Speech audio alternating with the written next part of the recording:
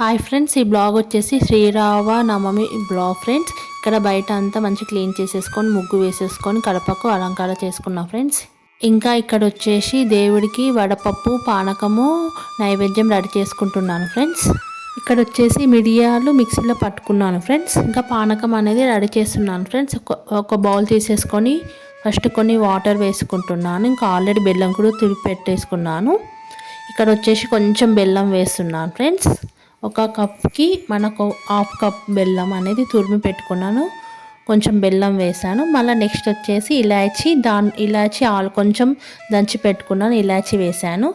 Next వచ్చేసి మిరియాలు అనేది నేను దంచుకోవచ్చు, లేదంటే మిక్సీ పట్టుకోవచ్చు. నేను మిక్సీ పట్టేసుకున్నాను, మిరియాలు పొడి వేసాను. నెక్స్ట్ వచ్చేసి బాగా మిక్స్ చేసేసుకోవాలి ఫ్రెండ్స్. ఒక స్పూన్ తీసేసుకొని బాగా ఇంకా మిరియాలు బెల్లము ఇలాచి పొడి మంచి కలిపేదాకా మీకు కలుపుకోవాలి. నెక్స్ట్ వచ్చేసి తులసి ఆకులు వేసేసుకున్నాను.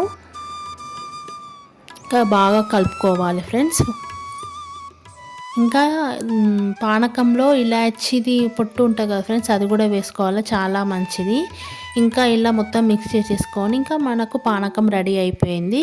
ఇంకా నెక్స్ట్ వచ్చేసి వడపప్పు కూడా నైవేద్యం పెట్టుకున్నాను. ఇంకా వడపప్పు కూడా ఆల్రెడీ నానపెట్టాను, దేవుడి దగ్గర నైవేద్యం పెట్టాను. నెక్స్ట్ ఇప్పుడు దేవుడి వీడియోలో కనిపిస్తుంది మీకు. ఇంక ఇక్కడ వచ్చేసి పానకం అనేది రెడీ అయిపోయింది. పానకం వచ్చేసి సింపుల్గా ఇలా రెడీ చేసుకుంటారు కదా ఫ్రెండ్స్, నేను కూడా సింపుల్గా ఇలా రెడీ చేసేసుకున్నాను.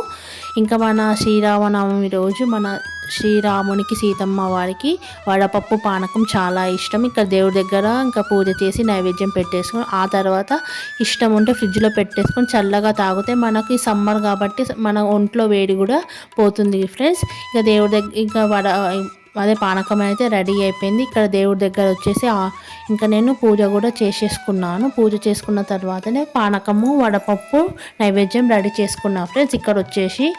ఇక్కడ దేవుడి దగ్గర మంచిగా దేవుడి పట్టాలన్నీ క్లీన్ చేసేసుకొని పువ్వులు పెట్టేసుకొని దేవుడి పట్టాలన్నీ క్లీన్ చేసేసుకొని అలంకరణ చేసేసుకొని పువ్వులు పెట్టేసుకొని ధూపారాధన చేసి మంచిగా ఇంకా పానకము వడపప్పు నైవేద్యం పెట్టేసుకొని మంచిగా మొక్కుకున్న ఫ్రెండ్స్. ఇంకా శ్రీరామనవమి రోజు నేను ఇలా చేసుకున్నాను ఇంట్లో. ఇంకా ఆ రోజు శ్రీరామనవమి రోజు ఇంకా మన సీతమ్మ వారి రాముల వారి పెళ్ళి కూడా జరుగుతుంది. ఇంకా టెంపుల్స్ దగ్గర ఆంజనేయ స్వామి టెంపుల్ దగ్గర నేనైతే వెళ్ళలేదు, ఎందుకు మాకు దగ్గరలోనే ఉంటుంది, కానీ నేను వెళ్ళలేదు. ఇంకా ఇంట్లోనే పూజ చేసేసుకొని వడపప్పు పానకం నైవేద్యం పెట్టేసుకొని ఇంకా ఇంట్లో అంత ధూపం వేసేసుకొని మంచిగా పొద్దున్న ఇల్లు క్లీన్ చేసేసుకొని మాఫ్ పెట్టేసుకొని ముగ్గులు వేసేసుకొని కడపలకు అలంకరణ చేసేసుకొని దేవుళ్ళకు మంచి పటాలు క్లీన్ చేసుకొని ఇంట్లోనే పూజ చేసుకున్నాం ఫ్రెండ్స్. ఇంకా గుడికి వెళ్ళి మన సీతమ్మది రాముల వారి కళ్యాణం విని చూసి మంచిగా అక్కడ అన్నదానం కూడా చేశారు. ఇంకా అక్కడనే భోజనం చేసి అక్కడ మన శ్రీరామనవమి వారి సీతమ్మ వారి రాముల వారి కళ్యాణం జరిగిన అక్షంతలు తెచ్చేసుకొని ఇంట్లో పెట్టుకుంటారు కదా, బీరువాలో పెట్టుకుంటారు, మనకు మంచి జరుగుతుందని అంటారు.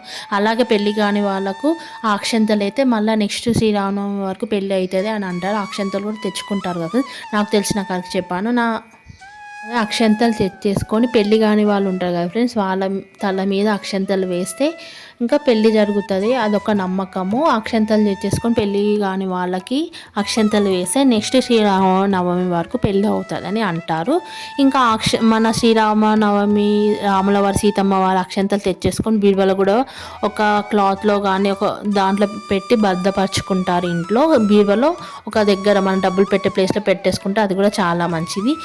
మా శ్రీరామనవమి పండగ ఇలా జరిగింది. మీరు ఎలా శ్రీరామనవమి పండగ ఎలా జరుపుకున్నారో కామెంట్ బాక్స్లో కామెంట్ చేయండి. నేను కూడా కొంచెం లేట్ అయిపోయింది, కంపల్సరీ లైక్ అనేది చేయండి. లైక్ చేస్తే బ్లాగ్ అందరికీ రీచ్ అవుతుంది ఫ్రెండ్స్. మా ఛానల్ సబ్స్క్రైబ్ చేయండి, లైక్ చేయండి, షేర్ చేయండి. Okay friends, bye.